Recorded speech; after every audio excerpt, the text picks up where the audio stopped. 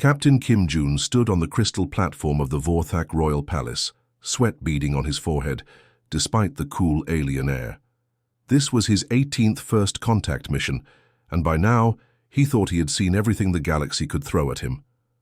The previous 17 encounters had gone smoothly, a few awkward moments with translation devices, some confusion over gift exchanges, but nothing his diplomatic training couldn't handle. The Vorthak Empire was different, though. Their ships were massive, their technology advanced, and their princess was the most beautiful being he had ever encountered. Princess Ariel stood 7 feet tall with skin that looked like living crystal, constantly shifting between pale blue and silver. Her hair flowed like liquid starlight, and her golden eyes seemed to hold the wisdom of ancient civilizations. Jun had spent 3 days preparing for this moment. He memorized the basic greeting protocols, practiced his pronunciation of key Vorthak phrases, and even learned about their gift-giving customs. What he hadn't learned, apparently, was how dangerous a simple handshake could be. As the formal introduction ceremony began, hundreds of Vorthak nobles filled the grand hall. Their crystalline bodies created a symphony of soft, chiming sounds as they moved, like wind through crystal bells. The architecture itself was breathtaking, walls that seemed to be carved from single massive gems, floors that reflected light in impossible patterns, and a ceiling that showed real-time images of distant stars. Princess Ariel approached him with grace that made human dancers look clumsy by comparison. She wore robes that seemed to be woven from captured sunlight and a crown that pulsed with gentle energy. When she spoke, her voice had a musical quality that made even simple words sound like poetry. The translation device in Jun's ear worked perfectly as she welcomed him and his crew to their world. Standard diplomatic protocol called for a respectful bow followed by a handshake, a gesture that humans had successfully used with dozens of alien species. Jun had done this exact same sequence 17 times before without any problems. He stepped forward, bowed respectfully, and extended his right-hand palm up toward the princess. It was meant to be a sign of peace and friendship, showing that he carried no weapons and came with good intentions. He maintained eye contact as he had been taught, demonstrating sincerity and respect. What happened next caught everyone completely off guard.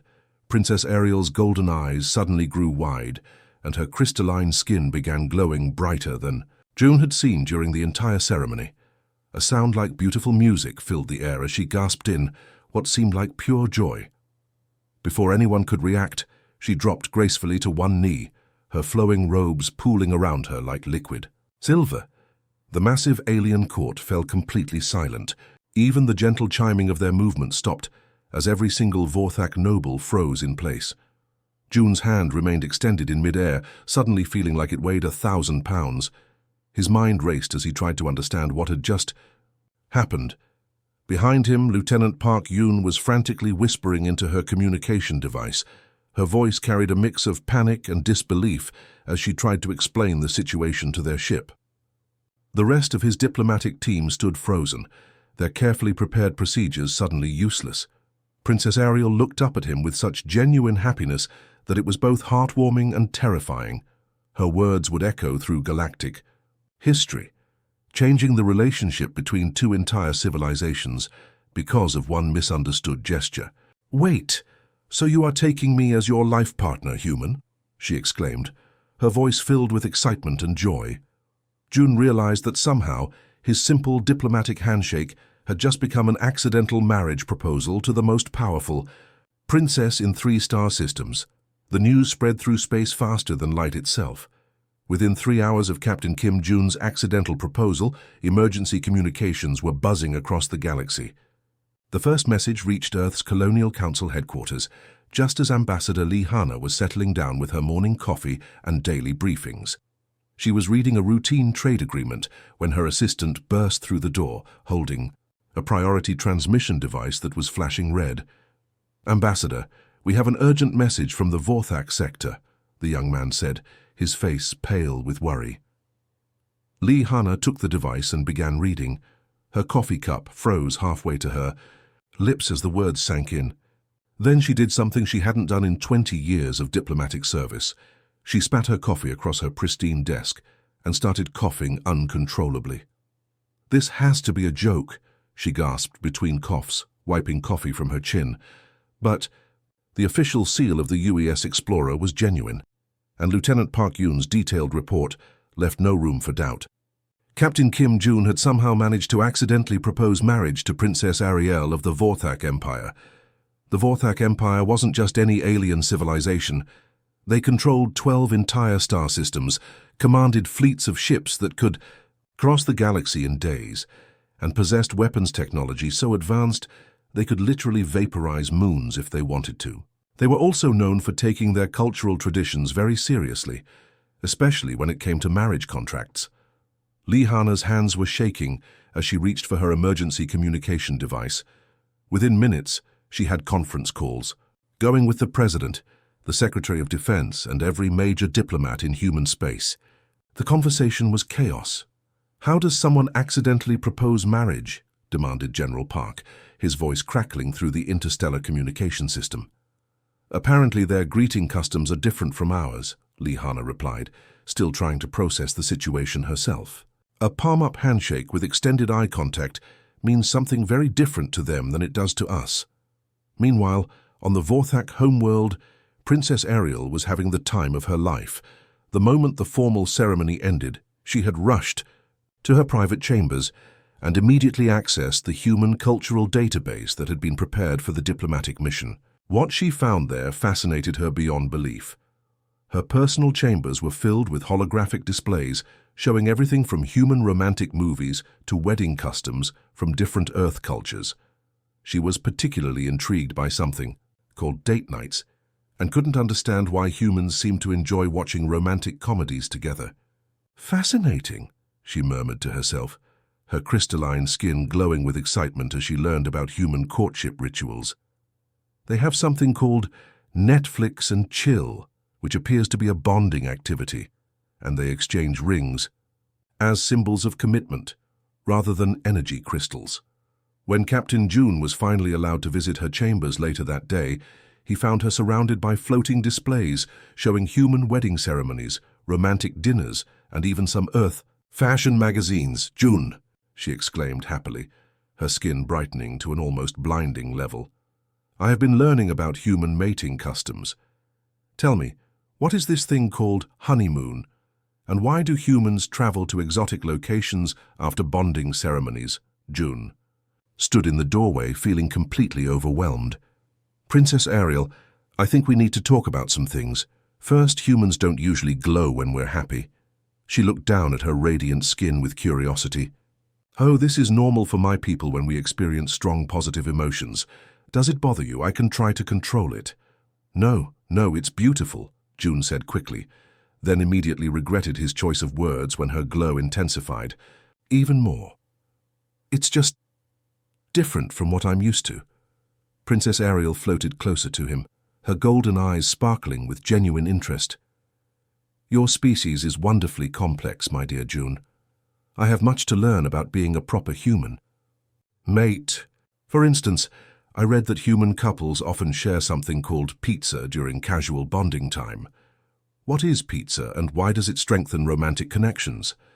June realized he was in serious trouble. The princess wasn't just excited about their accidental engagement. She was studying to become the perfect human wife.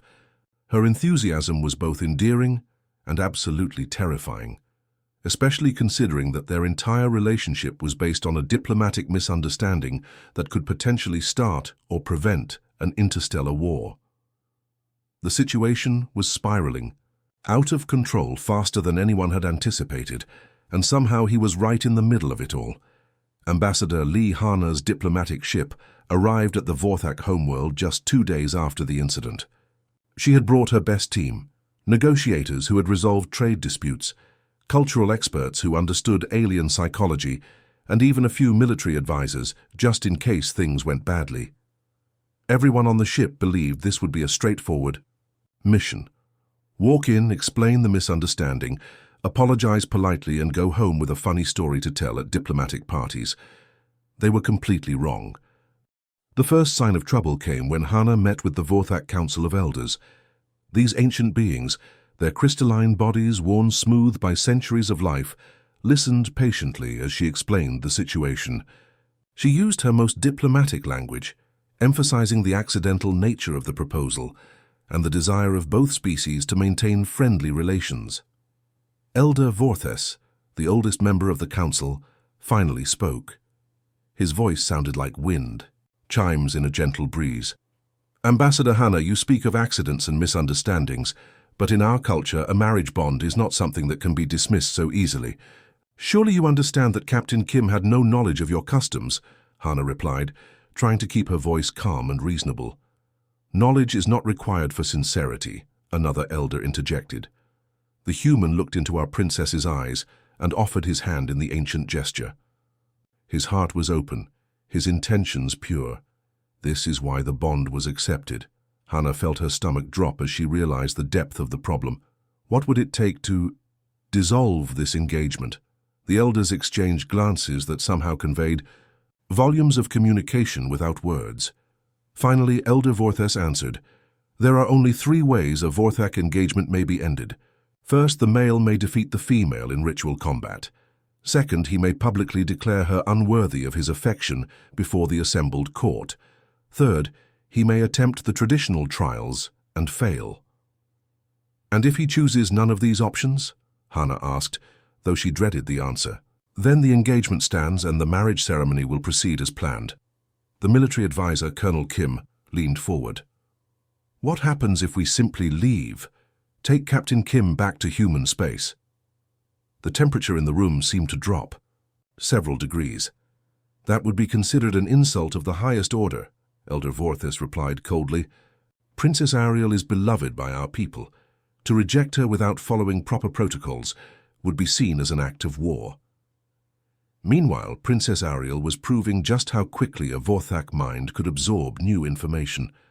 When Ambassador Hannah finally met with her, the princess greeted her in perfect Korean, a language she had apparently learned in less than 24 hours. "Ambassador Lee, I am so honored to soon join the human family," Ariel said, her pronunciation flawless and her grammar perfect. "I have prepared Earth-style refreshments for our meeting, as I understand this is proper human diplomatic protocol." Hannah followed the princess into a beautifully decorated chamber where an elaborate Korean tea ceremony had been set up. Every detail was perfect, from the traditional low table to the specific types of teacups used in formal ceremonies.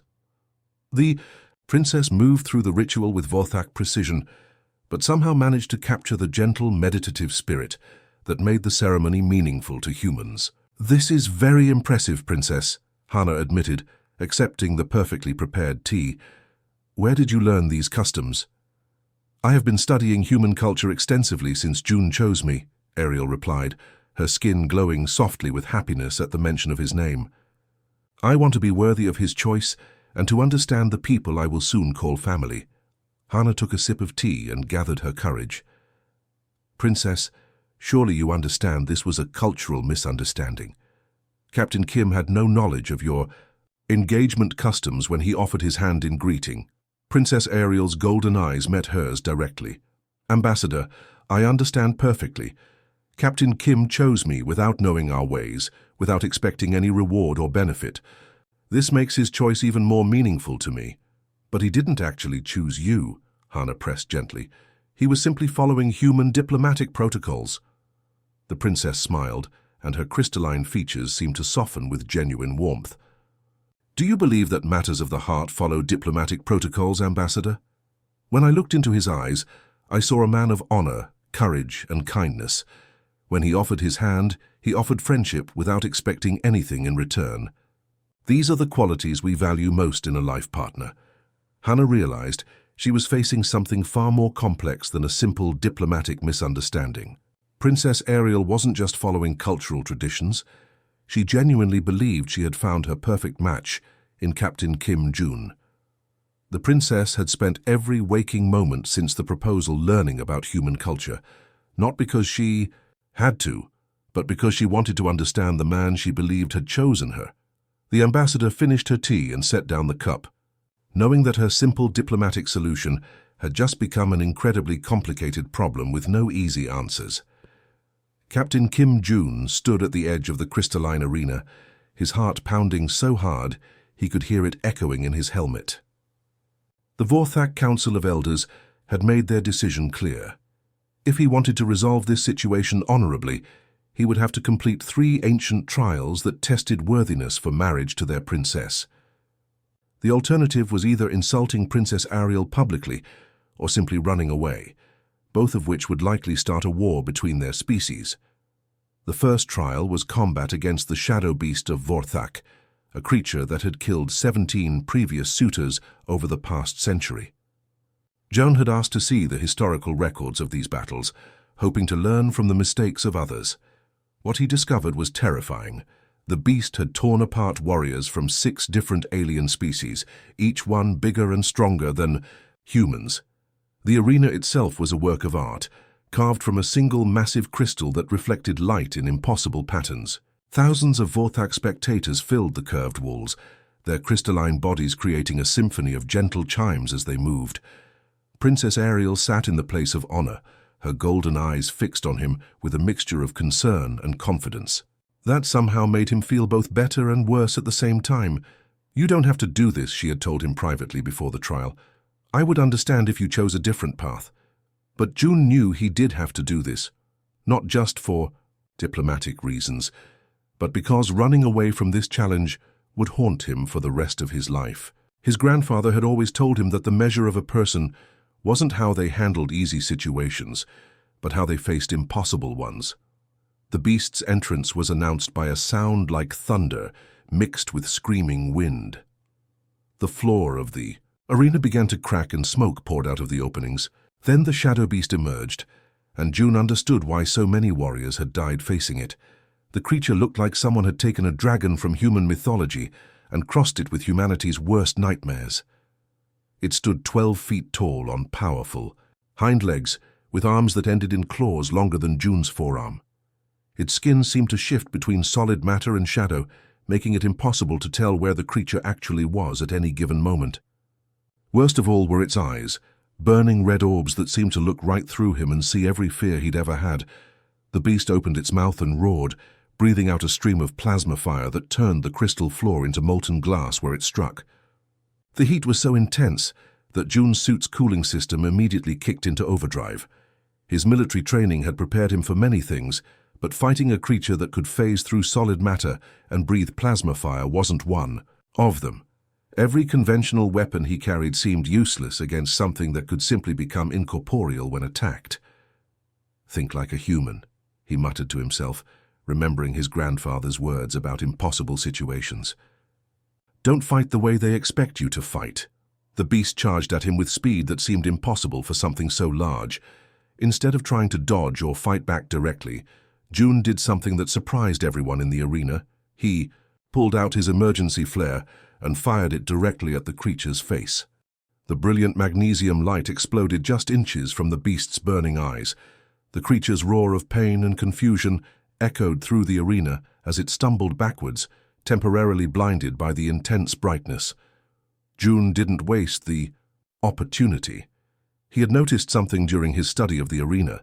The crystal formations weren't just decorative. They were designed to focus and amplify energy, probably to make the battles more spectacular for the audience. But if they could amplify energy going out, maybe they could create feedback loops with energy coming in. As the beast recovered from the flare and prepared to breathe fire again, Jun positioned himself carefully between 2 large crystal formations. When the plasma fire came rushing toward him, he dove aside at the last second. The superheated energy struck the crystals and bounced back and forth between them, creating a cage of deadly plasma that trapped the creature in its own attack. Shadow Beast thrashed and roared as it was caught in the feedback loop of its own power. The more energy it put out, the more intense the trap became. Finally exhausted and defeated, the creature collapsed and dissolved back into shadow, retreating to whatever dimension it had come from. The arena fell completely silent for a moment that seemed to last forever. Then Princess Ariel rose from her seat and began to applaud, her crystalline skin glowing brighter than Jun had ever seen it. The crowd erupted in appreciation, their chiming voices creating a sound like 1,000 wind chimes in a storm. June stood in the center of the arena, his emergency suit smoking and his body shaking from adrenaline. He had survived the first trial, but he knew this was just the beginning. 2 more trials awaited, and each one would be designed to test different aspects of his worthiness. Looking up at Princess Ariel's proud smile, he realized that her faith in him was almost worth the near-death experience he had just endured. The second trial left Captain Kim June feeling more nervous than facing the Shadow Beast had. At least with the monster, he could see what he was up against. This challenge seemed impossible from the start. He was supposed to create poetry that could resonate through Vorthak electromagnetic senses, something that required manipulating energy fields in ways no human had ever learned to do. The preparation chamber was filled with complex machinery that looked like a cross between a musical instrument and a science laboratory. Crystalline panels covered the walls, each one designed to detect and amplify different types of electromagnetic frequencies. The Vorthak poetry masters had tried to explain the process to him, but their words might as well have been in an alien language, which technically they were. "I must feel the energy flowing through your body," explained Master Thailand, an ancient Vorthak whose crystalline skin had taken on a deep blue color with age. "Then you must shape that energy into patterns that express your deepest emotions. The frequencies must harmonize with your intended meaning, creating resonance that touches the listener's electromagnetic receptors." June nodded politely, but inside he was panicking. He understood the words individually, but putting them together into something he could actually do seemed impossible. Humans didn't have electromagnetic receptors. They couldn't naturally manipulate energy fields. He was being asked to play a musical instrument he couldn't see, using senses he didn't possess, for an audience that would know immediately if he was faking it. The grand amphitheater where the trial would take place was even more intimidating than the combat arena. Thousands of Vorthak nobles filled the crystalline seats, their bodies creating a constant, gentle humming sound as their natural electromagnetic fields interacted with each other. The acoustic properties of the space were designed to amplify and enhance electromagnetic poetry, making even the smallest mistake obvious to everyone present. Princess Ariel met with him privately just before the trial began. She could see the worry in his eyes, and her own golden gaze was filled with understanding and concern. "I can't do this, Ariel," he admitted, running his hands through his hair in frustration.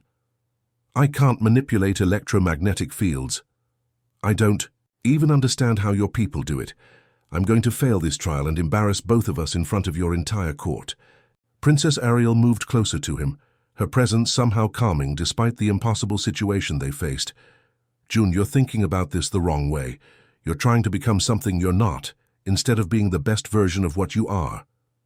"But the trial requires electromagnetic poetry," he protested. "That's literally what I have to do. The trial requires you to move the hearts of my people through artistic expression," she corrected gently.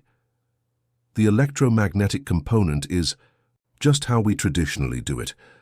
But you're not traditional, are you?"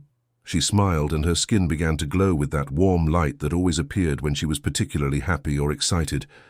"Then don't try to be like us. Show me what humans do instead. Show them what makes your species special." Her words sparked something in his memory. His grandmother had always told him that the most powerful art came from the heart, not from technique. She had taught him to sing, not because he had a perfect voice, but because music was a way to share emotions that couldn't be expressed any other way. When the time came for his trial, June walked into the center of the amphitheater and looked up at the thousands of expectant faces. The electromagnetic detection equipment hummed around him, ready to measure and analyze whatever energy patterns he might produce. The court musicians waited with their traditional instruments, prepared to accompany whatever electromagnetic poetry he might attempt. Instead, June did something that had never been done in a Vorthak poetry trial. He ignored all the complex machinery around him, closed his eyes and began to sing. Not in the traditional Vorthak style, with its carefully controlled electromagnetic frequencies and precisely modulated energy patterns. He sang the way his grandmother had taught him, with pure human emotion and an imperfect voice that cracked slightly on the high notes. He chose an old Korean folk song that his family had passed down for generations, a song about lovers separated by war who never stopped, believing they would find each other again. The song spoke of longing and hope, of love that transcended distance and time. He sang about the pain of separation and the joy of reunion, about holding on to faith when everything seemed hopeless. His voice filled the amphitheater not with electromagnetic energy, but with something equally powerful, genuine human emotion, expressed through melody and words. As he sang, something amazing happened. The electromagnetic translators that surrounded the amphitheater began picking up resonance patterns unlike anything they had ever recorded. June's emotional state was creating natural bioelectric fields that the machines could detect and amplify. His heartbeat, his breathing, even the electrical activity in his brain was being translated into frequencies that the Vorthak could sense. Several members of the audience began to weep, their crystalline skin shifting to deeper, more somber colors as they felt the emotional weight of the song. Even those who couldn't understand the Korean lyrics were moved by the raw sincerity in June's voice and the electromagnetic echo of his genuine feelings. When the song ended, the amphitheater fell completely silent. Then Princess Ariel rose from her seat, tears of joy streaming down her luminous face, and began to applaud. The electromagnetic readings showed emotional resonance levels that exceeded anything previously recorded in Vorthak history. Master Thailand approached June with wonder in his ancient eyes. "Impossible," he whispered. "You created perfect harmony without understanding the science behind it. You moved us through pure feeling rather than technical skill." June realized he had passed the second trial, not by learning to be like the Vorthak, but by showing them what made humans unique. The final trial awaited Captain Kim June like a glittering nightmare. The maze of infinite sorrows stood before him, a structure that seemed to be built from crystallized starlight and captured dreams. Unlike the previous two trials, this one wouldn't test his physical courage or artistic ability. This trial was designed to dig deep into his mind and soul, finding every fear, regret, and weakness he had ever hidden from himself. The Vorthak priests who maintained the maze were ancient beings whose crystalline bodies had taken on dark purple hues from centuries of exposure to psychic energy. They explained the trial in voices that sounded like whispers from beyond the grave. "The maze of infinite sorrows has been used for over 1,000 years to test the worthiness of those who would marry into our royal family," intoned High Priest. "Vorthak. It creates visions based on your deepest fears and greatest regrets. Some emerge enlightened, having conquered their inner demons. Others emerge completely insane, their minds shattered by truths they could not accept. And some never emerge at all," added another priest ominously. June had spent the night before the trial researching everything he could about the maze. The historical records showed that 63 people had attempted this trial over the past millennium. 21 had emerged enlightened and worthy. 18 had emerged insane and had to be cared for the rest of their lives. 24 had simply disappeared, never to be seen again. Princess Ariel had tried to convince him not to attempt the trial. "There are other ways," she had pleaded with him. "We could find a diplomatic solution, we could change the ancient laws." But June knew that wouldn't work. The other two trials had shown him something important. He wasn't just fighting for himself anymore. He was representing all of humanity, showing the Vorthak what his species was capable of. Running away from this final challenge would undo everything he had accomplished. As he approached the entrance to the maze, June knew exactly what his greatest weakness was. Ever since he was a child, he had taken responsibility for things that weren't his fault. When his younger brother got hurt playing a game June had suggested, he blamed himself. When his parents divorced, he convinced himself it was because he hadn't been a good enough son. When fellow soldiers were injured during missions he commanded, he carried that guilt for years. The maze would use this against him, and he knew it. The entrance dissolved as he approached, allowing him to step into a corridor that seemed to stretch infinitely in all directions. The walls were made of some kind of crystal that reflected not light, but memories and emotions. Almost immediately, the visions began. He saw Earth burning in nuclear fire, while news broadcasts blamed the war on Captain Kim's diplomatic failure with the Vorthak Empire. He watched his family and friends dying in the flames, their last words asking why he had abandoned his duties to play at being an alien prince. The vision shifted, showing Princess Ariel being led to an execution chamber, while crowds of angry Vorthak shouted that she had chosen an unworthy human mate. He watched her golden eyes lose their light as she was executed for the crime of loving someone from another species. Then came the worst vision of all. Generations of war between humans and Vorthak, billions of people dying because of one misunderstood handshake. Children who would never be born, technologies that would never be shared, friendships that would never form, all because he hadn't been smart enough to understand alien customs. For a moment, the guilt threatened to overwhelm him completely. This was exactly what the maze was designed to do: show people their worst fears and let those fears destroy them from within. But as June stood there, surrounded by visions of destruction and death, something unexpected happened. Instead of crushing him, the guilt transformed into something else: determination. "These are just possibilities," he said aloud, his voice echoing through the crystal corridors. "They're not real, they're not inevitable, they're problems that can be solved." His engineering training kicked in as he began to analyze what was happening to him. The maze wasn't really magical or mystical. It was reading his brainwaves, analyzing his psychological patterns, and creating custom hallucinations designed to break his mind. It was essentially a very sophisticated computer program that used advanced alien technology to manipulate human consciousness. If it was a computer program, then it could be understood, mapped, and potentially reprogrammed. June began moving through the maze systematically, treating each corridor like a circuit board and each vision like a software routine. He started mapping the psychological attack patterns, noting how the maze responded to different emotional states and mental reactions. When he felt guilt, the visions became more intense. When he felt fear, they became more personal. When he felt anger, they became more chaotic. But when he felt curiosity and started analyzing the maze as an engineering problem, something interesting happened. The visions became less stable. "You're not supposed to be studied," he realized, speaking to the maze itself. "You're supposed to be experienced, but I'm human, and humans solve problems by understanding them." Working with components from his emergency repair kit, June began interfacing with the maze's control systems. The technology was incredibly advanced, but the basic principles weren't that different from human computer systems.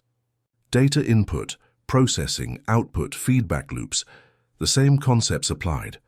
After hours of careful work, he managed to hack into the maze's core programming and discovered something amazing.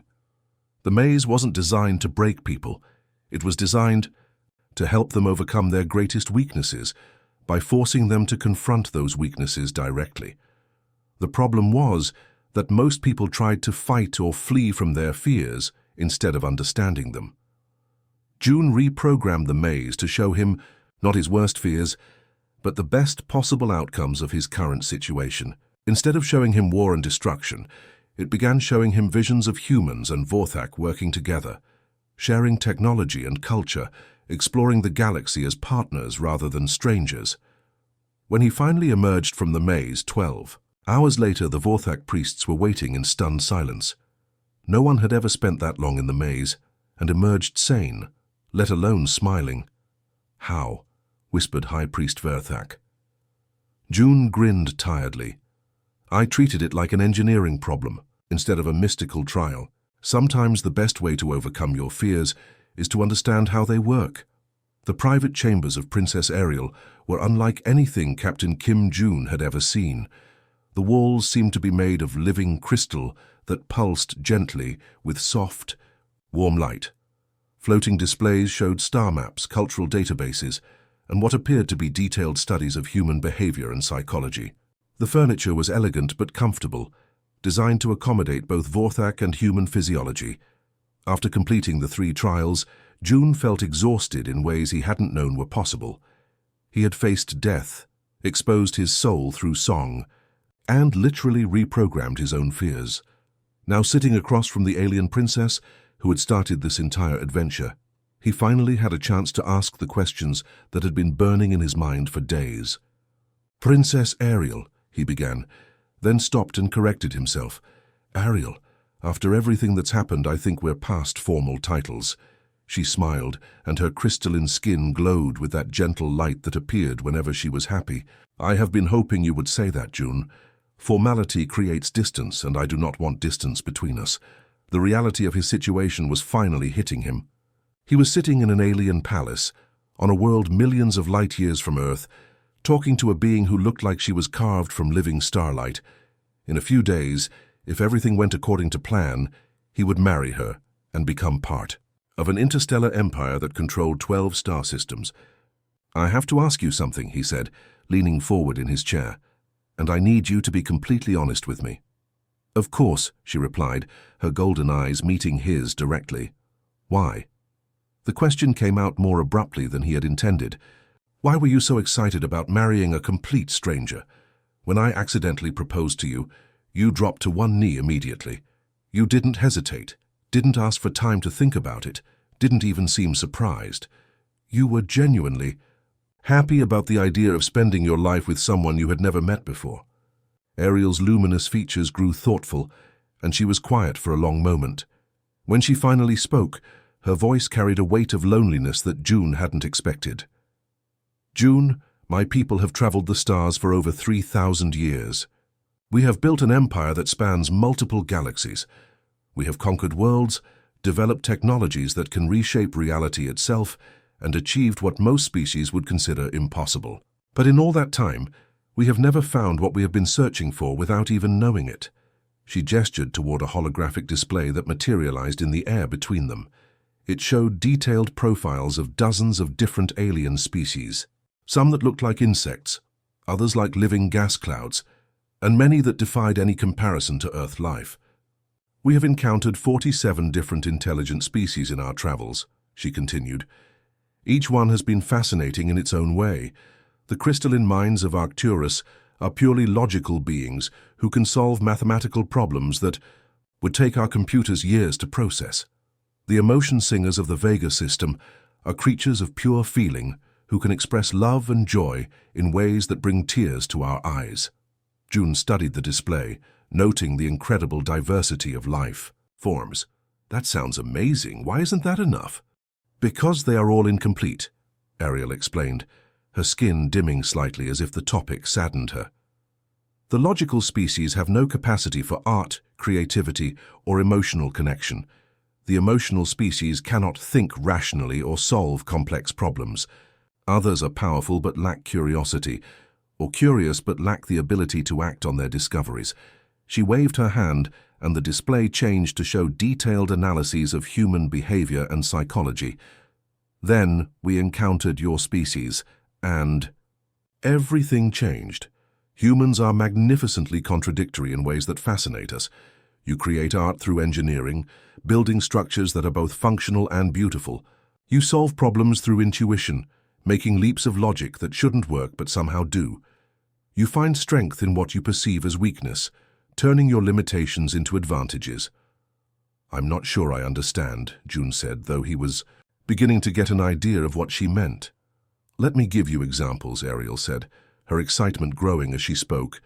In your first trial, you defeated the Shadow Beast not through superior strength or traditional combat techniques, but by using your environment creatively and thinking outside the rules of engagement. Any other species would have tried to match the beast's power with their own. She gestured to another display showing recordings of his poetry trial. In your second trial, you couldn't manipulate electromagnetic fields as required, so you did something unprecedented. You created beauty through pure emotion instead of technical skill. The result was more moving than any traditional Vorthak poetry we have heard in centuries.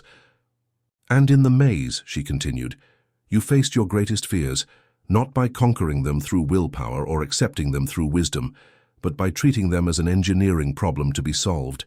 You literally reprogrammed a sacred trial because you approached it from a completely different perspective. June was beginning to understand. So you're saying humans are interesting because we don't fit into neat categories? You are what we have been searching for without knowing it, Ariel said, her voice filled with genuine wonder. A species that can be our equals, not our subjects or our superiors. You have both the logical capacity to understand our technology and the emotional depth to appreciate our culture. You are capable of both great creativity and practical problem-solving." She moved closer to him, and he could see the sincerity in her golden eyes. "When you offered me your hand in friendship, you offered something we have never had before. True partnership, not alliance based on mutual benefit, not cooperation based on shared interests, but genuine connection between equals who complement each other's strengths and weaknesses." "But you barely know me," June protested. "How can you be sure I'm the right person for this?" Ariel smiled, and her entire body seemed to glow with happiness. "Because in 3 days, you have shown me more of what it means to be human than our decades of studying your species from a distance ever could. You are brave without being reckless, creative without being impractical, and kind without being weak. These are the qualities my people value most in a life partner." For the first time since this whole adventure began, June felt like he was beginning to understand what he had gotten himself into. This wasn't just about him and Ariel, it was about the future relationship between two entire species. The wedding day arrived with a spectacular sunrise that painted the Vorthak sky in shades of purple and gold. Captain Kim Jun stood in his quarters aboard the UES Explorer, looking at himself in the mirror as he adjusted his formal dress uniform.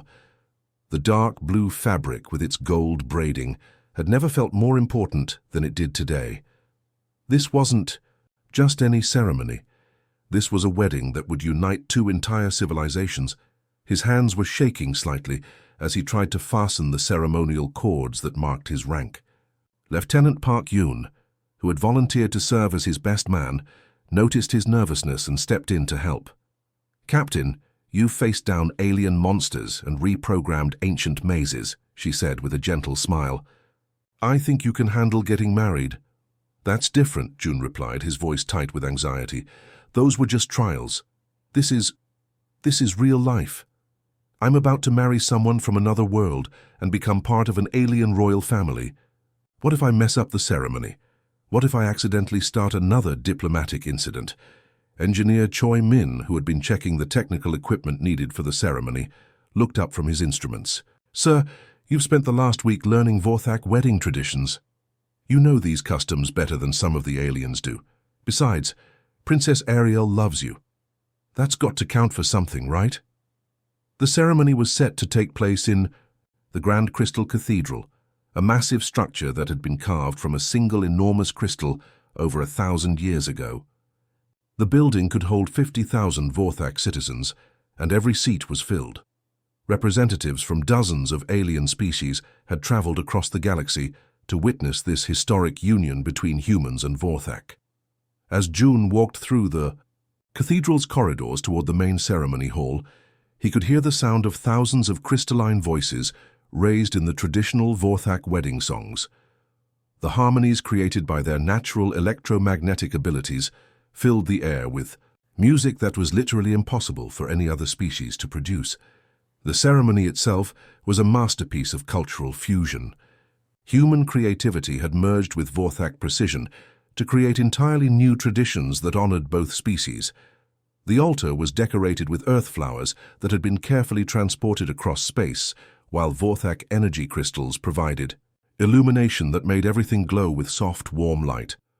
Princess Ariel appeared at the opposite end of the cathedral, wearing a gown that seemed to be woven from captured starlight itself.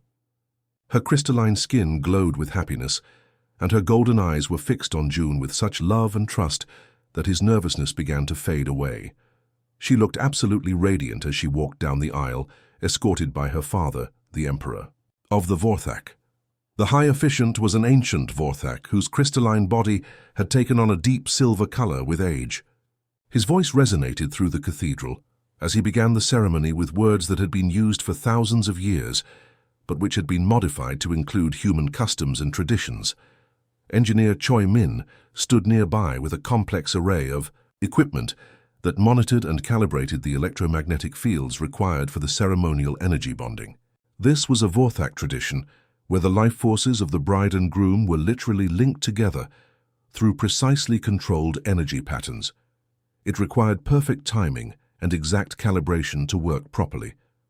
When the time came for vows, June stepped forward and began speaking in carefully practiced Vorthak. He had spent weeks learning not just the words, but the proper electromagnetic frequencies needed to convey emotion in the alien language. Ariel Thys of Vorthak, he began, his voice carrying clearly through the cathedral's perfect acoustics. I choose you not because of accident or obligation, but because you have shown me what it means to find a true partner among the stars. You have taught me that love can transcend not just distance, but the vast differences between worlds and species. His words, though spoken in an alien language, carried such genuine emotion that several Vorthak in the audience began to glow brighter with happiness.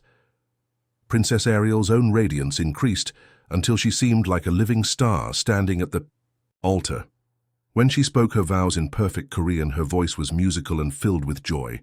Kim June of Earth, you have shown me that the greatest adventures are not found in conquering new worlds, but in opening our hearts to new possibilities. I choose you, and I choose the future we will build together, one where our peoples can learn from each other and grow stronger through unity. The High Officiant raised his arms and the energy bonding ceremony began. Joymin's equipment hummed to life, creating a field of controlled electromagnetic energy that surrounded both June and Ariel. The sensation was unlike anything June had ever experienced. He could actually feel Ariel's emotions as if they were his own, and he knew she could feel his. Do you, Captain Kim June of Earth, choose Princess Ariel Thys of Vorthak as your life partner to share in both triumph and sorrow, in discovery and mystery, until the stars themselves grow cold?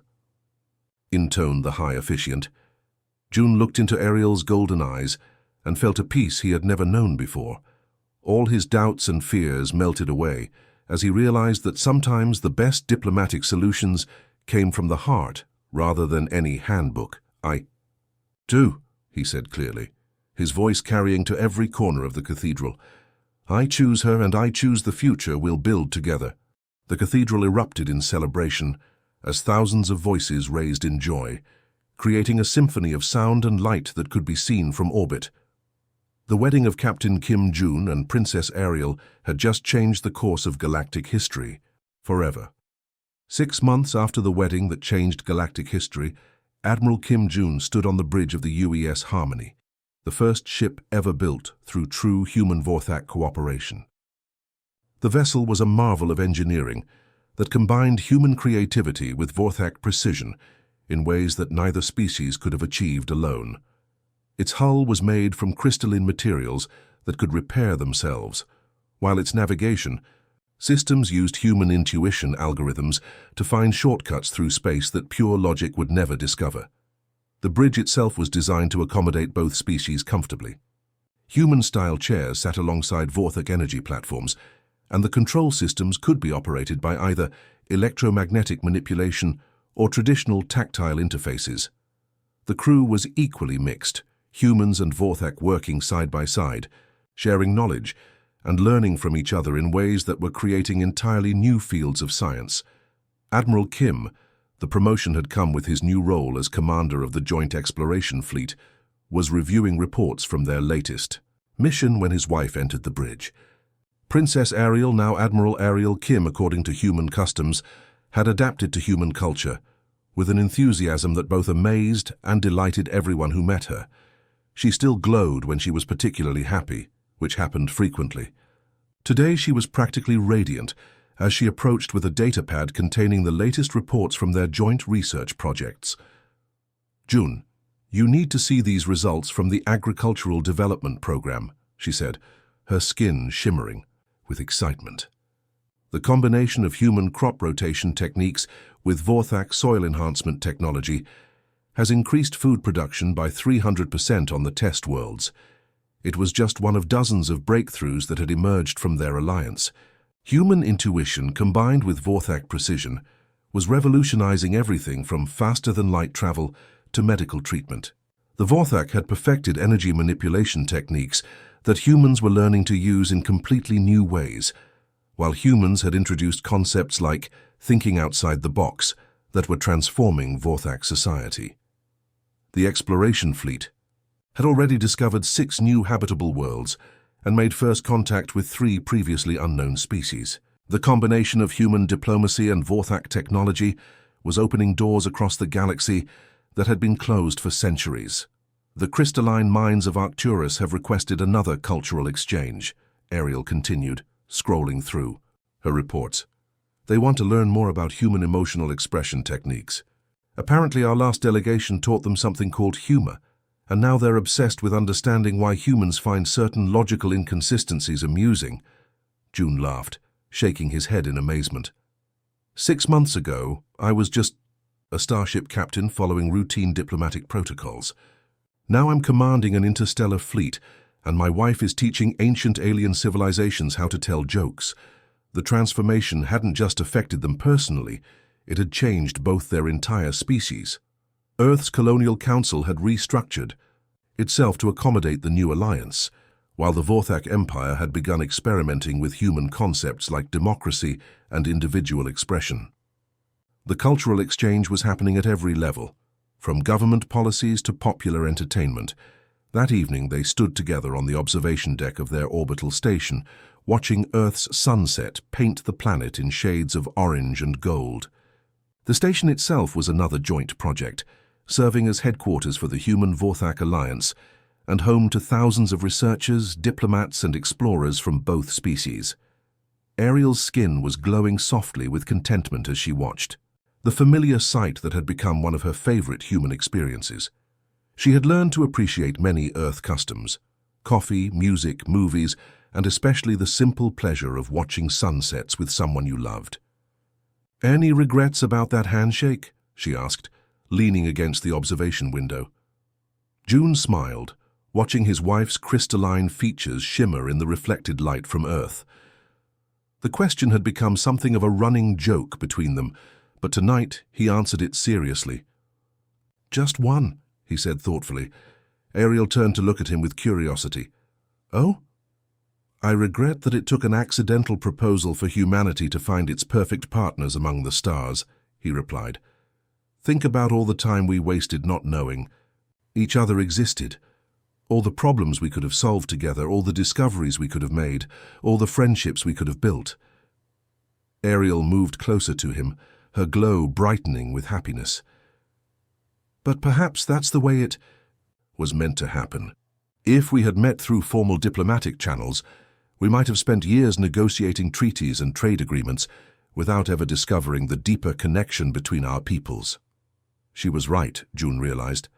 Their accidental engagement had forced both species to look beyond surface differences and see the potential for true partnership.